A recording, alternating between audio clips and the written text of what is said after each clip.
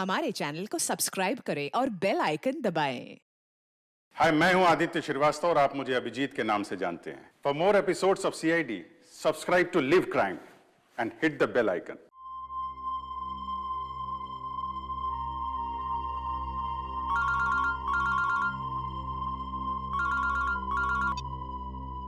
Hello. मैं बोल रहा हूँ, काम हुआ क्या? मैंने तुमसे कहा था ना कि कल 10 बजे तक तुम्हारा काम हो जाएगा। और मेरी पेमेंट कहाँ है? पेमेंट मिल जाएगा तुम्हें। कितनी बार कहा मैंने तुमसे कि मुझे आधे पैसे एडवांस चाहिए और बाकी का काम खत्म होने के बाद। काम करो, पैसा तुम्हें मिल जाएगा। वो रखो तुम।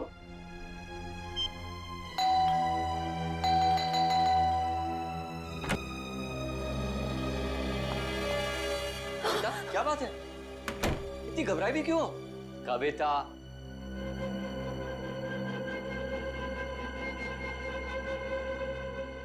कविता। मैंने उसे वहां देखा था, नीचे नीचे खड़ा था वो। नीचे? कौन? सूरज। सूरज, तुमने अपनी दवाइयां ली? अमन, मैं बीमार नहीं हूँ। मैंने उसे नीचे देखा था। उसकी आंखें उसी मासूमियत से मुझे देख रही थी जैसे पहले देखा करती।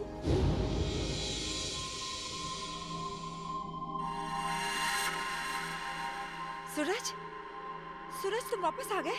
मैं जानती थी कि तुम आओगे। ये खून? सूरज, सूरज, सूरज! मैंने आवाज भी दी उसे। मेरे इन हाथों से उसे छूना चाहती थी, उसे आशीर्वाद देना चाहती थी, लेकिन जब तक मैं उसके पास पहुंची वो गायब हो गया। कविता, ये सब तुम्हारा वहम है। मैं जानती थी कि तुम यही कहोगे। मैं जानती थी आपको यकीन नहीं होगा। अरे आप ही क्या, कोई भी मेरा यकीन नहीं करेगा। लेकिन ये बात सिर्फ आज की नहीं है, पिछले कई दिनों से मैं देख रही हूँ। वहाँ देखिए, देखिए उस घर में। कविता, बस बस। अरे पिछले 1 साल से उस फ्लैट में कोई नहीं रहता है। ठीक है, आपको यकीन नहीं हो रहा है ना, तो आप 5 मिनट रुकिए। वो वहीं आएगा, उसी घर में जरूर आएगा, आपको जरूर दिखेगा वो। ओके, 5 मिनट ना? ठीक है, रुकते हैं 5 मिनट। देखो सूरज, कहाँ हो तुम?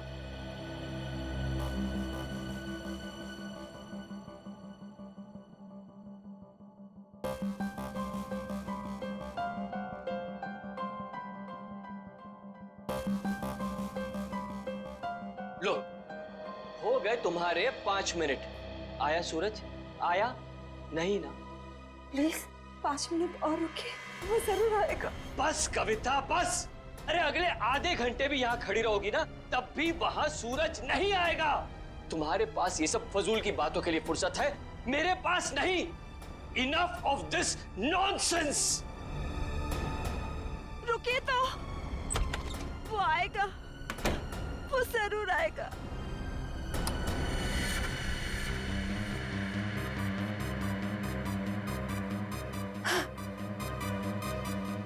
अमन, अमन जल्दी आइए। सूरज, वो देखिए सूरज।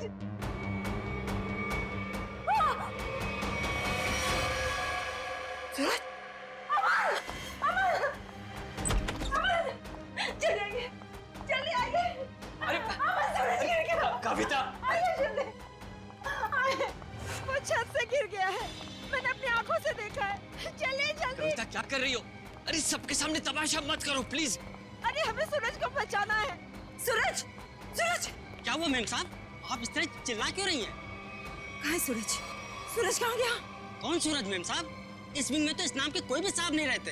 अमन, अमन मेरा यकीन करिए, सूरज को मैंने ऊपर बालकनी से गिरते हुए देखा था। यहीं गिरा था वो। देखो, यहाँ तो कोई भी नहीं है कोई दिख रहा है? नहीं ना? कविता, क्या कर रही हो तुम? मेम साहब, जरूर आपने कोई बुरा सपना देखा होगा मेम साहब। नहीं, ना ही मैंने कोई सपना देखा है और ना ही मेरा ये कोई वहम है। मैंने उसे अपनी आंखों से देखा है, समझे तुम?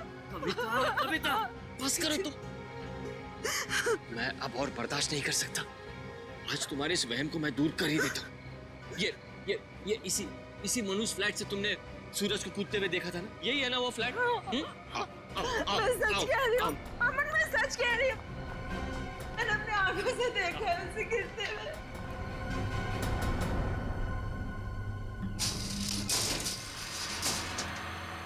ये लो, अपनी आंखों से देख लो, यहाँ ताला लगा हुआ है। कविता, मैंने तुमसे कहा ना कि ये फ्लैट 1 साल से बंद पड़ा हुआ है। नहीं साहब, साहब बिल्कुल ठीक कह रहे हैं। ये घर पिछले 1 साल से बंद ही पड़ा हुआ है। नहीं, ये तुम सबकी चाल है। मेरे साथ ऐसा घिनौना मजाक करके तुम लोग मुझे गलत साबित करना चाहते हो। कविता, मैं तुम्हारा पति हूँ, इतना प्यार करता हूँ मैं तुमसे, क्या मैं तुम्हारे साथ ऐसा करूँगा? हाँ? इसका पता तो अब सीआईडी लगाएगी। तुम भी ना कविता, हद करती हो बस। हमारी किसी की बात तुम्हारे समझ में नहीं आती। अब सीआईडी को बुलाने की क्या जरूरत थी? कविता जी आप हैं? जी मैं हूँ। आप ही ने हमें फोन करके बुलाया? हाँ, मैंने किया था आप लोगों को फोन। तो बताइए क्या हुआ यहाँ पर? मैं आपको बताता हूँ सर। कविता आप क्या? कौन है? मैं अमन, कविता का पति और सूरज का फैमिली लॉयर। सूरज, वही जिसने छलांग लगाकर खुदकुशी की? हाँ वही। कविता जी मैं कह रहा हूँ आपसे, ये फ्लैट पिछले 1 साल से खुला नहीं है। हम आप सीआईडी का वक्त बर्बाद कर रही हैं। वैसे आप कौन है? मैं इस सोसाइटी का सेक्रेटरी। सोसाइटी के सेक्रेटरी है? तो फिर सेक्रेटरी साहब, अगर कविता जी ने किसी को छलांग लगाकर खुदकुशी करते हुए देखा है तो उसकी तहकीकात करना हमारा फर्ज है, समझे आप? आप हमारा वक्त बर्बाद करने की चिंता मत कीजिए। फ्लैट कहाँ है बताइए? जी ये चाबी है आपके पास? जी। तो खोलिए। कविता जी आप देख सकते हैं यहाँ सारा सामान ढका हुआ है। कोई यहाँ कैसे आएगा? यहाँ की साफ सफाई तक नहीं हुई है। सेक्रेटरी साहब, आप थोड़ी देर के लिए अपना मुंह बंद रखेंगे और सीआईडी को अपना काम करने दीजिए, ठीक है? जैसा आप ठीक समझे। हाँ तो कविता ये बताइए, कल रात को आपने सूरज को कहाँ पर देखा? जी वहाँ उस बालकनी में। बालकनी?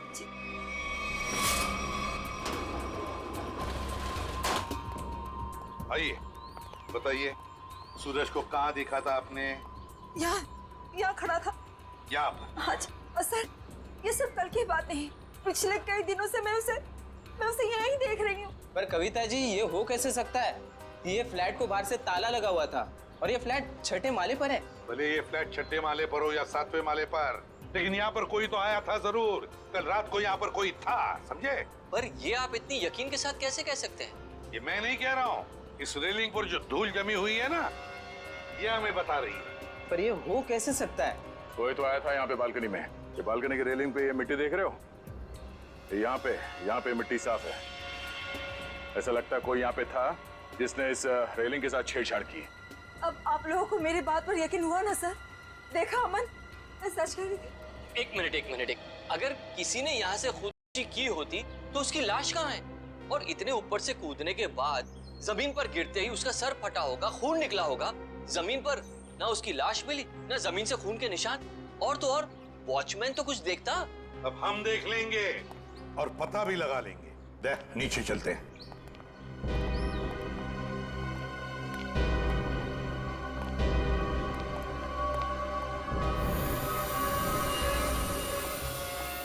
आशय, कोई खून के निशान दिख रहे क्या? नहीं सर, अब तक तो यहाँ कुछ नहीं मिला है।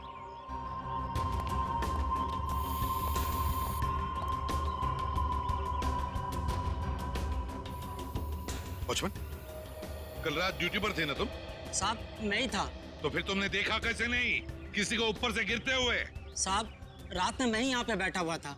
ये मेम साहब अचानक यहाँ आई और बोलने लगी कि सूरज ऊपर से कूद गया। अच्छा एक बात बताओ, कल कोई अनजान आदमी आया था कल रात को यहाँ इस विंग में? नहीं साहब, इस विंग में जो लोग रहते हैं वही लोग आए थे साहब। आप चाहें तो मैं आपको रजिस्टर भी दिखा सकता हूँ साहब। सर हाँ? सर खून के कोई ट्रेसेस नहीं मिले वहाँ पे। ऐसे कैसे हो सकता है? आप लोगों को कुछ सबूत मिला है ना बालकनी में किसी की मौजूदगी का? मैं सच कह रही हूँ सर, मेरा यकीन कीजिए। कविता जी, हम आपका पूरा विश्वास कर रहे हैं, आप सच बोल रही हैं। मैं तो सच बोल रही हूँ, लेकिन मुझे लगता है कि ये लोग झूठ बोल रहे हैं। क्या मतलब? शायद ये लोग मुझे झूठा साबित करना चाहते हैं। लेकिन क्यों गलत साबित करना चाहते हैं ये लोग? ऐसा ही है सर, मेरे आने से पहले इन लोगों ने लाश को ठिकाने लगा दिया होगा, खून भी साफ कर दिया होगा। मेरा यकीन कीजिए, मैं सच बोल रही हूँ। कविता, तुम सबके सामने पतंग खड़ा कर रही हो। एक मिनट सर, आप नहीं सर, मैं सच बोल रही हूँ। सर, आप मेरी पत्नी की बातों को ज्यादा गंभीरता से मत लीजिए। दरअसल उसका दिमागी इलाज चल रहा है। दिमागी इलाज चल रहा है? क्यों, किस लिए?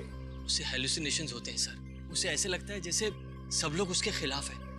और जिस सूरज की वो बात कर रही है ना, उसकी तो 1 साल पहले मौत हो चुकी है। सूरज की मौत 1 साल पहले हुई थी? जी। अच्छा, और फिर भी इस बात का तो नजरअंदाज नहीं कर सकते ना कि आपकी पत्नी कविता ने किसी को ऊपर से छलांग लगाकर खुद करते हुए देखा है। एक बात बताइए, सूरज की मौत हुई कैसे थी? सर, सूरज ने फ्लैट से कूदकर आत्महत्या कर ली थी। वैसे आप कौन है? मैं सूरज का चचेरा भाई प्रतीक और ये मेरी पत्नी नताशा। एक बात बताइए, सूरज ने आत्महत्या क्यों की? सर, सूरज को अपने पिता से बहुत लगाव था और उनकी मौत के बाद उसके पास जिंदा रहने का कोई मकसद ही नहीं बचा था। कविता जी, एक बात बताइए, क्या आपने 1 साल पहले सूरज को कूदते हुए देखा था अपने घर से? तभी मैं इस शहर में नहीं थी सर। मेरे वापस आने के बाद मुझे बताया गया था, लेकिन मुझे यकीन ही नहीं हुआ। माँ बाप की मौत हर बच्चों के लिए बहुत बड़ा सदमा होती है, लेकिन इसका मतलब ये नहीं है कि आप अपनी जिंदगी का अंत ही कर दो। सर, मैं पूरे यकीन के साथ कह सकती हूँ कि सूरज जिंदा था। पिछले कई दिनों से मैं उसे देख रही थी। कविता, सर आप यकीन कीजिए सर। बस करो। तुम्हारी तबीयत ठीक नहीं है। हाँ? चलो घर चलो, तुम्हारे आराम का वक्त हो गया। अमन, मैं सच क्या है? Excuse me sir. सर, चलो चलो चलो चलो मेरे साथ चलो। अमन, मैं सच बोल रही हूँ। सर, कविता आंटी को सूरज की मौत का बहुत गहरा सदमा लगा है, इसलिए उसके कूदने का दृश्य उनकी आंखों के सामने बार बार आता रहता है। सर, कविता आंटी की अपनी कोई संतान थी नहीं और वो सूरज को अपने बेटे समान मानती थी। सूरज को हॉस्पिटल कौन ले गया था? मैं, नताशा और अमन अंकल, हम तीनों मिलकर लेकर गए। सर, मैं भी था। आप? शेखर, सूरज के पिता का बचपन का दोस्त। कौन से हॉस्पिटल ले गए थे सूरज को? Sir, city hospital. City hospital. Suraj की मौत 1 साल पहले हुई है, तो पता लगाना पड़ेगा कि लोकल पुलिस स्टेशन का कौन सा ऑफिसर उस केस को देखता था और फिर उसे लेकर सिटी हॉस्पिटल जाना पड़ेगा। 16 दिसंबर 2012 की रात थी जब सूरज को इस हॉस्पिटल में लाया गया था। काफी नाजुक हालत थी उसकी, कंधा टूट गया था उसका, सर पे भी गहरी चोट आई थी। लग नहीं रहा था कि वो बचेगा। लग नहीं रहा था? बिल्डिंग से कूद के उसकी मौत हो गई थी ना? मौत? नहीं सर, इस हॉस्पिटल के डॉक्टर इतने काबिल थे, उन्होंने उसको बचा लिया था। क्या सूरज जिंदा है? नहीं सर, वो मर चुका है। अरे अभी तो तुम कह रहे थे कि डॉक्टरों ने उसे बचा लिया था। सर, वो बच गया था और उसके जीने की पूरी तमन्ना खत्म हो चुकी थी। हॉस्पिटल से ऑपरेशन के 3 दिन बाद ही वो हॉस्पिटल से भाग गया और फिर ओडाला के ब्रिज से जाकर उसने आत्महत्या कर ली। ओडाला ब्रिज? मतलब सूरज की मौत बिल्डिंग से कूदने से नहीं, ओडाला ब्रिज से कूदने से हुई है। मगर सर, सूरज के घर वालों ने हमसे झूठ क्यों कहा? क्या उसका तो पता हम लोग लगा ही लेंगे। पहले जरा उस डॉक्टर से मिलते हैं जिसने सूरज की जान बचाई थी। सूरज का ऑपरेशन डॉक्टर रेणुका ने ही किया था। डॉक्टर रेणुका? जरा बुलाइए उन्हें। पर अब डॉक्टर रेणुका इस हॉस्पिटल में काम नहीं करती हैं। काम नहीं करती? क्या मतलब? सर, जिस दिन सूरज हॉस्पिटल से भाग गया था उस दिन डॉक्टर रेणुका भी हॉस्पिटल में आखिरी बार ही दिखी थी। सर, हो सकता है डॉक्टर रेणुका ने ही मदद की हो सूरज की हॉस्पिटल से भागने में, क्योंकि इतनी गहरी चोट लगने के बाद कोई आदमी अकेले तो भाग नहीं सकता। ठीक है। जब सूरज का ऑपरेशन हो रहा था तो आप भी थी ना ऑपरेशन थिएटर में? हाँ सर, सूरज का बच पाना तो लगभग असंभव था, मगर डॉक्टर रेणुका ने तो कमाल कर दिखाया। उन्होंने सूरज की जान बचा ली। हॉस्पिटल में सब लोगों ने उनकी तारीफ भी की थी। जब सूरज इतना घायल था तो वो हॉस्पिटल से भागा कैसे? आपके हॉस्पिटल की सिक्योरिटी ठीक नहीं लगता है? पता नहीं सर कैसे भाग गया। डॉक्टर रेणुका ने तो उन्हें नींद का इंजेक्शन भी दिया था। लगभग 3 घंटे तक तो उन्हें होश ही नहीं आना चाहिए था। ठीक है, आप जरा हमें रेणुका जी के सारे डिटेल्स दीजिए, सारे रिकॉर्ड्स। ओके ओके सर, मैं अभी लेकर आती हूँ। रेडी? पता करो उस रात सिक्योरिटी में कौन था, लेके आओ। सचिन, आप इनके साथ होडाला ब्रिज जाओ, देखो कहाँ से छलांग मारी थी उस सूरज ने। सर आइए। आदे? नहीं, अभी तो मैं हॉस्पिटल में ही हूँ। हाँ, कुछ हैरत अंगेज चीजें पता चली है, मिलके बताता हूँ मैं। Okay okay, bye. सर, उस रात ये वॉचमैन ड्यूटी पे था। एक घायल आदमी हॉस्पिटल से भाग गया है? ड्यूटी पे सोते हो क्या? साहब, मैंने उसे रोकने की पूरी कोशिश की थी, लेकिन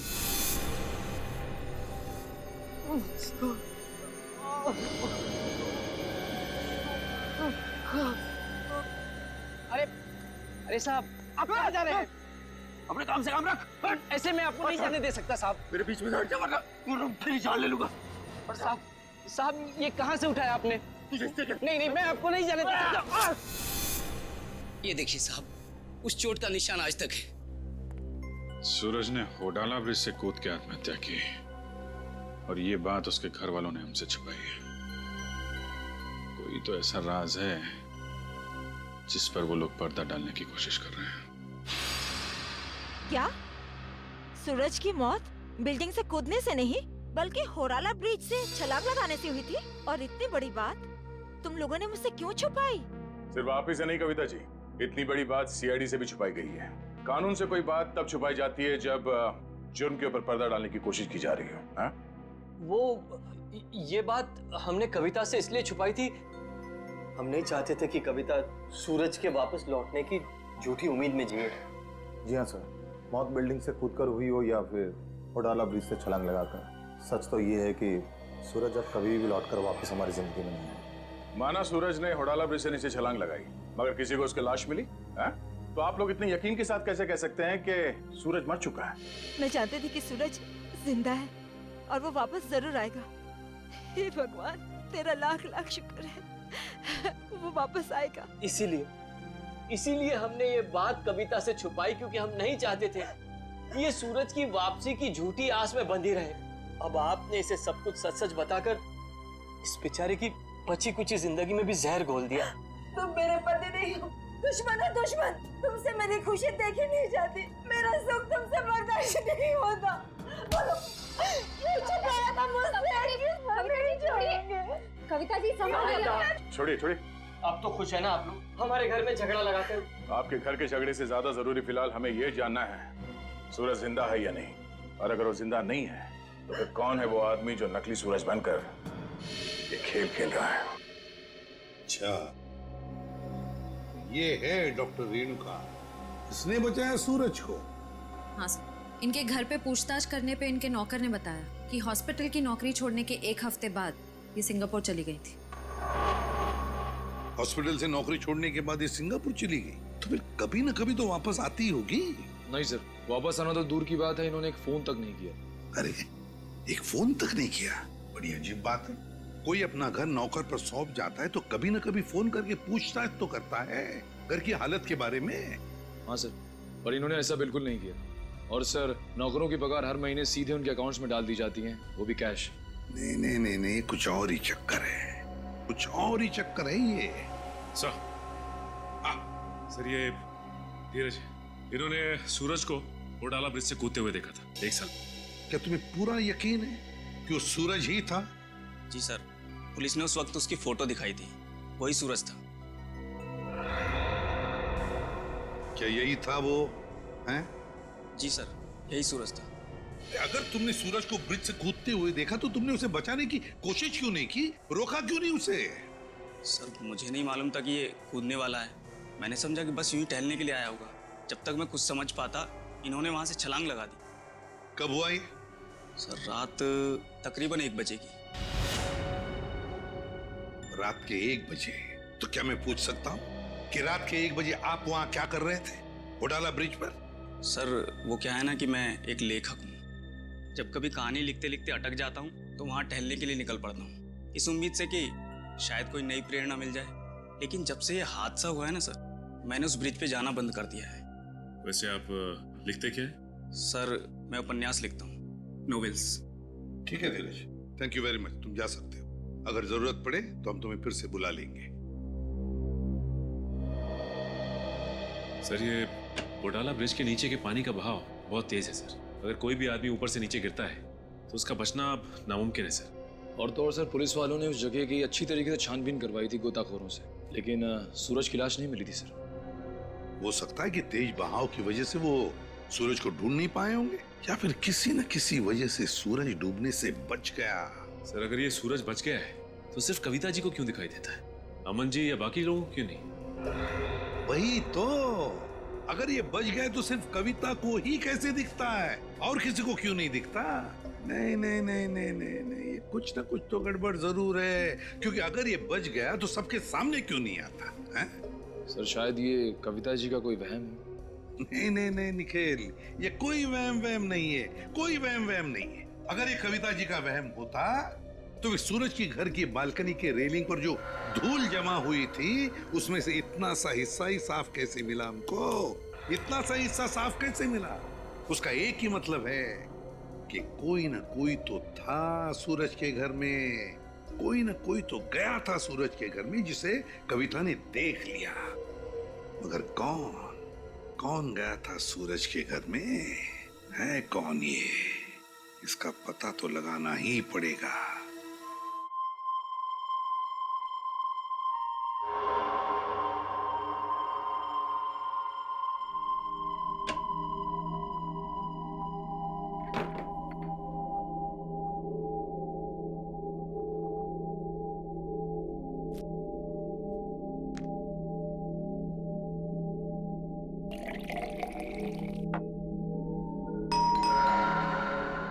इस वक्त कौन हो सकता है?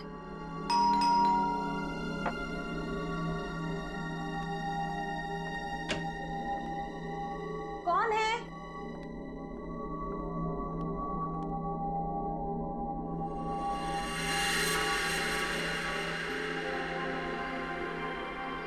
सूरज, सूरज, आज सबके मुंह पे ताला लग जाए। हाँ? सूरज, अब कहाँ चले गए? सूरज कहाँ? सूरज बंद करो ये मजाक, कहाँ हो तुम? सूरज आ जाओ अभी। सूरज, मेरी आंखें तरस गई है तुम्हें देखने के लिए। सूरज, सूरज कहाँ हो सूरज तुम? सूरज, सूरज। कविता आंटी, सूरज तुम ऊपर जा रहे हो ना? आप ठीक हो ना? मुझे तुम्हारे कदमों की आवाज आ रही है। सूरज रुक जाओ। आप ऊपर क्यों जा रही हो? सूरज रुक जाओ, रुक जाओ सूरज। कविता आंटी, इस वक्त आप छत पर क्यों जा रही है? सूरज, सुना ही नहीं होगा। सूरज,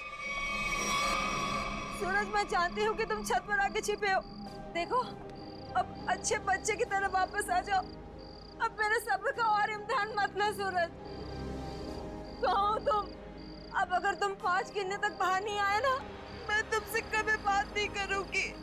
1, 2, 3, 4।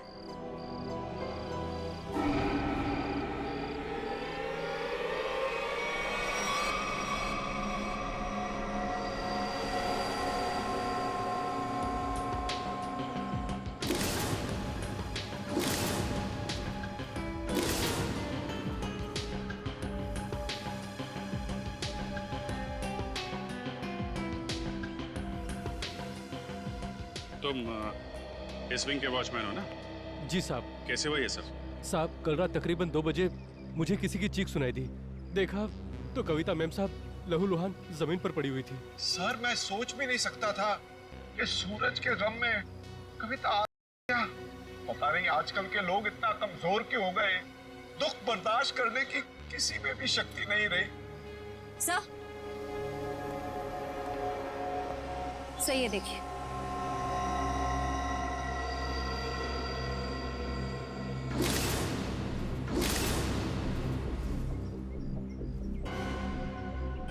ये बात है। शेखर जी, कविता ने हत्या नहीं की है। क्या बोल रहे हैं आप? इनके हाथों में बहुत सारी खरोंचे हैं, चूड़ियां टूटी हुई हैं। ऐसा लगता है कि उसकी किसी से हाथापाई हुई है। शायद खूनी ने छत पे से धक्का दिया इनको। वैसे ये बताइए कि आप में से किसी ने भी कविता जी को छत पे जाते देखा क्या? हाँ सर, मैंने देखा था। वो ऊपर जा रही थी सीढ़ियों से। मैंने उन्हें आवाज भी दी थी, पर उन्होंने सुना नहीं। कविता जी अकेले छत पे जा रही थी या उनके साथ में कोई और भी था? वो अकेली थी सर, और वो बार बार सूरज का नाम ले रही थी सर। मतलब सर, ये सूरज भी छत पे ही था? हो सकता है, या फिर वो आदमी जो सूरज बनने का नाटक कर रहा है। ये अमन जी नहीं दिखाई दे रहे? कहाँ है वो? पता नहीं जी, सुबह से उसका नंबर ट्राई कर रहा हूँ लेकिन फोन ऑफ है। सर, वो घर पे भी नहीं है। शायद ऑफिस में हो। ऑफिस के नंबर पे डायल करके देख, कहाँ है वो? कल रात कोई अनजान आदमी आया था यहाँ पे? नहीं साहब, मैंने किसी को नहीं देखा। सो रहे थे क्या? नहीं साहब, मैं सच कह रहा हूँ। मैं कल रात जाग रहा था और मैंने किसी को नहीं देखा इस विंग में जाते हुए। अगर जाग रहे थे तो किसी और को कविता के साथ छत पे जाते हुए क्यों नहीं देखा तुमने? मुझे तो ये भी नहीं पता साहब कि कविता मैम छत पे कैसे चली गई। छत का दरवाजा हमेशा बंद रहता है। चाबी किसके पास रहती है? चाबी मेरे पास रहती है साहब। लाओ चाबी लो। सर ये देखिए, चाबी में चिकनाहट है। चिकना तो है। साबुन, लगता है किसी ने साबुन पे चाबी का निशान लिया है और डुप्लीकेट चाबी बनाई है। नहीं साहब, मैंने किसी को चाबी नहीं दी थी साहब। तुमने कुछ नहीं किया, लेकिन लापरवाही तो की है ना तुमने। केबिन में तुमने चाबी लावारिस छोड़ दी होगी और इस बात का फायदा उठाकर किसी ने डुप्लीकेट चाबी बनवा ली। खूनी जो कोई भी है, छत पे जरूर कोई निशान छोड़ा होगा उसने। शेफ, बॉडी को पोस्टमार्टम के लिए भिजवा दो।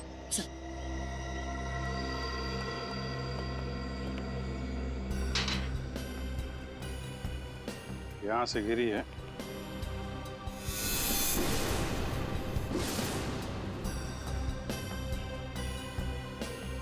चूड़ी, इसका मतलब यहीं से खूनी ने कविता जी को नीचे फेंका है। यहीं पे हाथापाई हुई होगी और खूनी ने कविता को यहां से फेंक दिया है।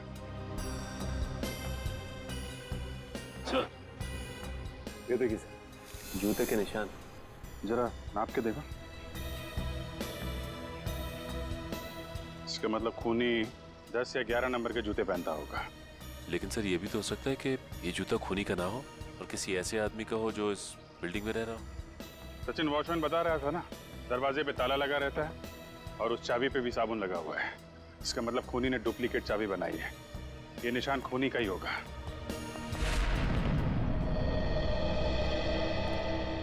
क्या पता चला ऑफिसर? सर, उनके ऑफिस ने बताया कि अमन जी कल दिल्ली जाने वाले थे कॉन्फ्रेंस के लिए, लेकिन वो दिल्ली पहुंचे ही नहीं। दिल्ली पहुंचे ही नहीं? हाँ सर, उनकी फ्लाइट की टिकट ही बुक थी, लेकिन वो मुंबई एयरपोर्ट तक ही नहीं पहुंचे। सर, कहीं ऐसा तो नहीं कि अमन जी ने ही कविता जी को? कैसी बात कर रही हैं आप? अमन कविता से बहुत प्यार करता था और वो कविता के लिए अपनी जान तक दे सकता था। ऐसी बात है तो फिर अमन गायब क्यों हो गया? बीवी की मौत हो गई और पति लापता? सर, मुझे शुरू से ही अमन के हाव-भाव कुछ ठीक नहीं लग रहे थे। क्या मतलब? सर, अमन जी शुरू से ही हमारे परिवार के वकील रह चुके हैं। सूरज के माता पिता की मौत के बाद उन्होंने कभी किसी को बताया ही नहीं कि जायदाद का बंटवारा कैसे होगा। सर, मुझे लगता है अमन के दिल में खोट है। वो खुद ही सारी जायदाद हड़पना चाहता है। और हो सकता है कविता आंटी को सूरज बन के डराने के खेल में उन्हीं का हाथ हो। खैर, अमन इसमें शामिल है कि नहीं ये तो हम लोग पता लगा ही लेंगे, लेकिन ये बात तय है कि ये सारा खेल जायदाद की वजह से ही रचा जा रहा है। सूरज अगर बिल्डिंग में आया था तो आसपास जरूर किसी ने देखा होगा। हाँ सर, सामने पान की दुकान है सर। अरे भाई सुनो। आइए साहब, 4 पान लगा देता हूँ। मैडम के लिए मीठा पान, चेरी वाला। अरे नहीं, पान बाद में खाएंगे, थोड़ी बात कर लेते हैं पहले। हाँ जी, कहिए। अच्छा ये बताइए कि आपकी दुकान कितने बजे तक खुली रहती है? सुबह 9 से रात के 11 बजे तक। क्या आपने इस आदमी को कल इस इलाके में देखा था? अरे आप लोग तो ऐसे बातें कर रहे हैं जैसे आप लोग सीआईडी वाले हैं। ठीक पहचाना आपने? अरे आप तो सचमुच में सीआईडी वाले हैं। देखा था इसको? जी साहब, कल रात को इस आदमी को देखा था। ठीक से याद है तुम्हें? कोई धोखा तो नहीं हो रहा? जी साहब, मेरी नजर 6x6 की है, कभी धोखा नहीं खाती। मतलब सर, सूरज जिंदा है? इसका मतलब वो जो जूतों के निशान हमें बिल्डिंग की छत पे मिले थे वो सूरज के थे और उससे नहीं कविता को मारा है। मतलब सर, ये जुर्म अमन और सूरज दोनों मिलके कर रहे हैं। ये भी तो हो सकता है कि कविता जी का खून सूरज ने किया और अमन को जबरदस्ती ले गया अपने साथ। लेकिन सर, कविता जी तो सूरज के लिए उनकी माँ की तरह थी। फिर उन्होंने कविता जी को छत से क्यों गिराया होगा? साहब, क्या इस आदमी ने किसी को छत से धक्का दे दिया? शायद किसी का खून किया है इसने। और कुछ जानते हो इस आदमी के बारे में? जी साहब, इसने अपनी कार गलत जगह पार्क की थी। टोइंग वाला आया और कार उठा के लेके चला गया। कहाँ पे पार्क की थी गाड़ी? वहाँ साहब, वहाँ खड़ी थी। XYZ 040925। पता लगा किसके नाम पे रजिस्टर्ड है ये कार? अच्छा वो सर, इस सूरज का ठिकाना मिल गया, वरना ये आदमी तो अपनी टो हुई गाड़ी लेने भी नहीं आया। और आता भी कैसे? चोरी की गाड़ी जो थी, एक एक कदम फूक फूक के रख रहा है ये सूरज। हाँ सर, और छुपने के लिए भी उसने एक ऐसा ठिकाना चुना जो एक NRI का। हाँ, एक NRI का, एक ऐसा आदमी जो महीनों तक अपनी घर की हालत देखने के लिए आता तक नहीं। यहाँ पे ताला लगा हुआ है। बोल दो। सो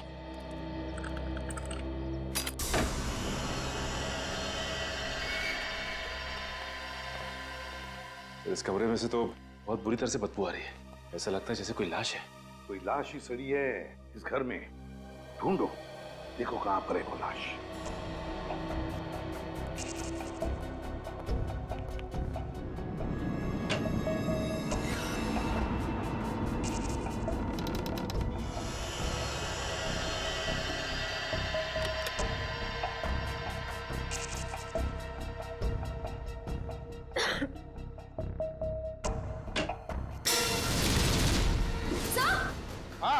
सर जल्दी आइए।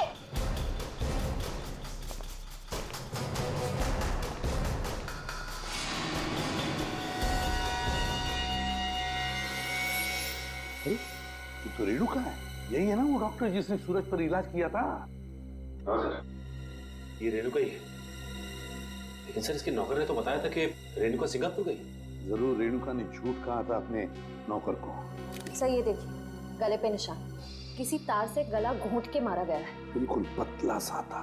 और जिस तरह से बदबू आ रही है, जिस तरह से ये लाश सड़ी है, लगता है 2-3 दिन तो हुए हैं इस खून को। सर ये देखिए, उसके हाथ पे भी निशान है। वो इधर भी। सर ये निशान इस चीज का हो सकता है। ये निशान लगता है किसी रस्सी वस्सी से होते हैं ना निशान, खींचते वक्त वैसे लगते हैं ये निशान। ढूंढो जरा इस कमरे में। जो भी चीज है, जिस चीज से ये निशान बना है, यही कहीं मिलना चाहिए।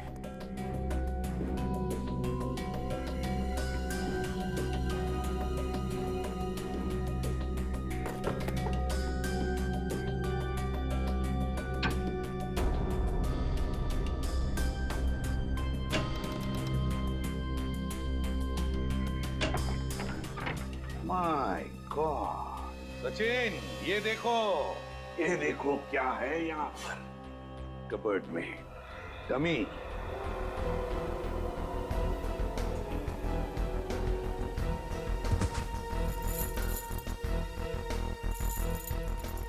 कैरबिनेर और रस्सी भी। सचिन, लगता है रेणुका के हाथ पर जो निशान है ना, शायद इस रस्सी की वजह से ही है, खींचते हुए। ये देखो ऐसे।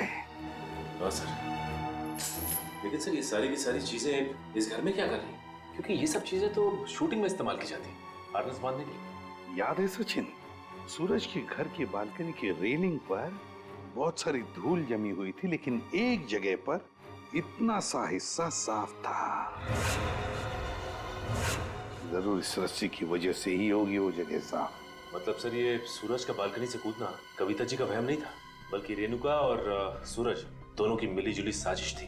बिल्कुल सचिन, ऐसा ही होगा। हुआ ये कि सूरज जब अपने घर में आया तो कविता ने उसे सामने से देख लिया। फिर सूरज और रेणुका ने मिलकर इस डमी को अपनी बालकनी से नीचे फेंक दिया। तब कविता को शायद ऐसे लगा कि सूरज अपनी बालकनी से कूद पड़ा, तो वो अपने पति के साथ नीचे दौड़ कर आई और यहाँ सूरज और रेणुका इस डमी को ऊपर खींचने लगी इस रस्सी से। और इसीलिए खींचने की कोशिश में रस्सी के जख्म के निशान रेणुका के दोनों हाथों पर आ गए। मगर सर ये सारा का सारा प्लान रेणुका और सूरज का था। मुझे बात समझ में नहीं आई, ऐसी क्या मजबूरी आई सूरज के सामने कि उसे रेणुका को मारना पड़ा? शायद रेणुका सूरज को ब्लैकमेल कर रही थी। Double game.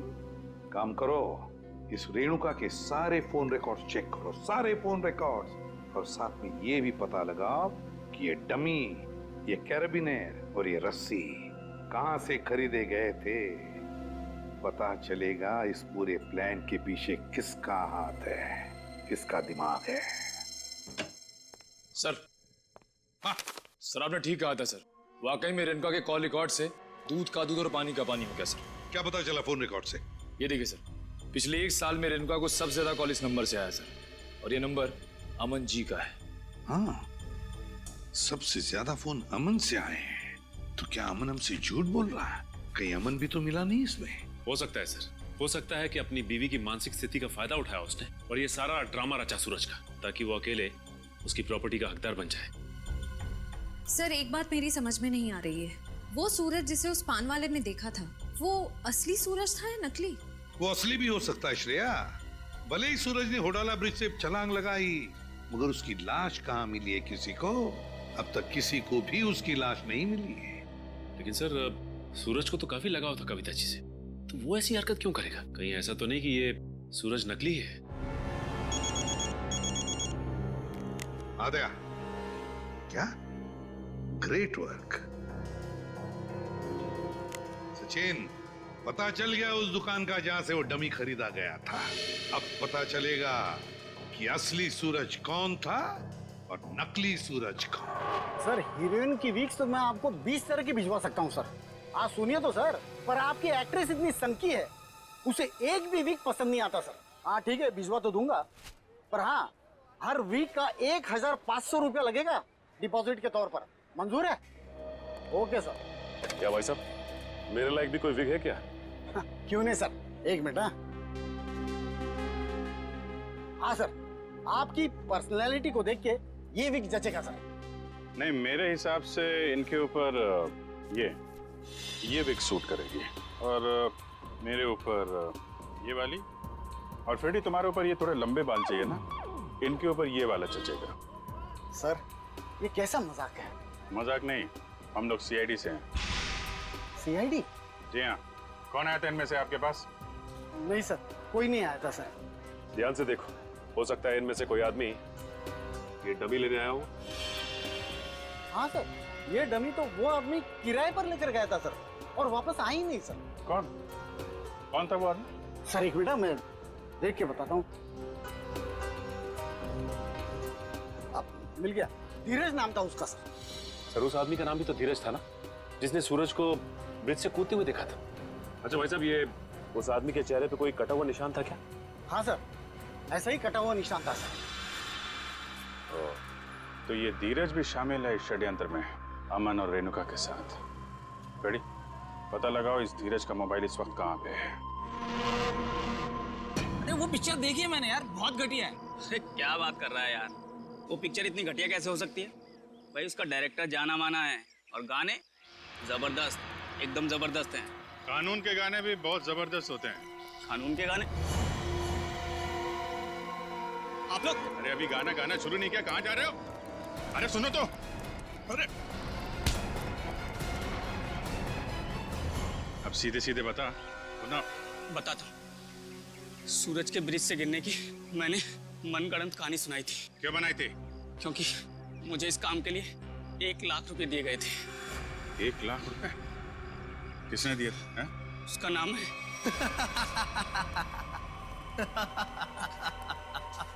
क्यों किया तुमने कविता के साथ ये सब?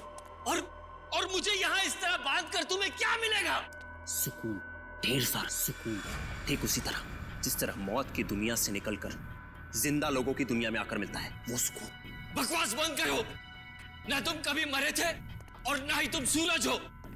बहरूपिये हो तुम, बहरूपिये। अरे बाप रे, तुम्हें तो सब पता है।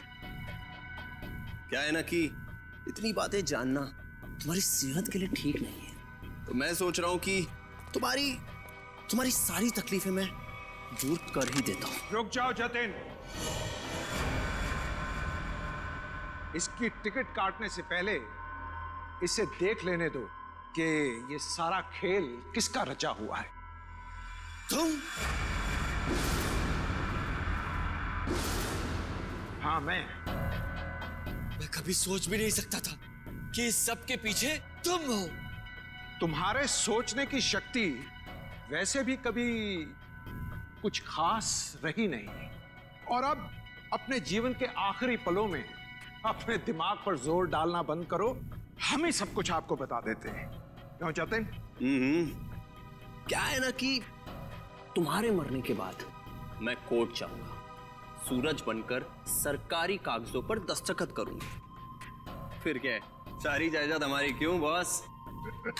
अरे तुम लोगों को प्रॉपर्टी चाहिए थी तो मुझसे पहले ही कह देते।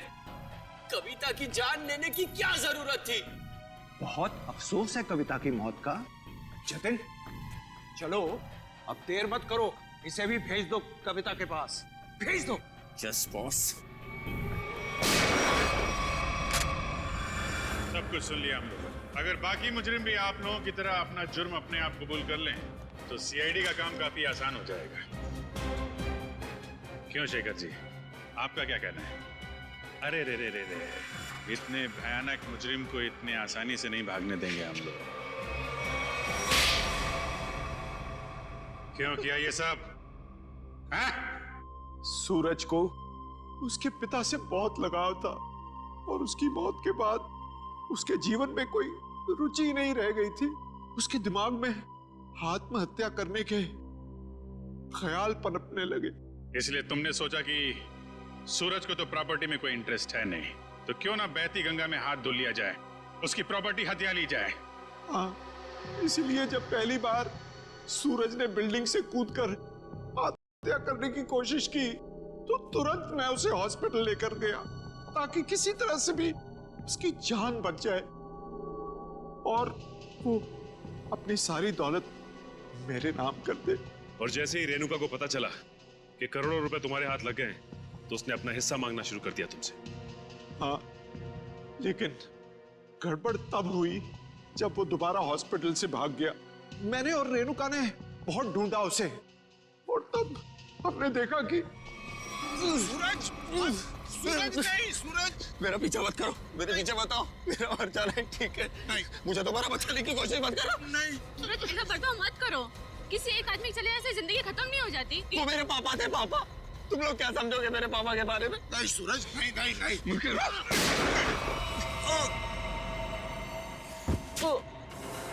क्या सूरज को तुमने मार डाला? जानबूझकर नहीं मारा, गलती से गोली चल गई थी और फिर उसकी लाश को हमने नीमवाड़ी के जंगल में दफना दी।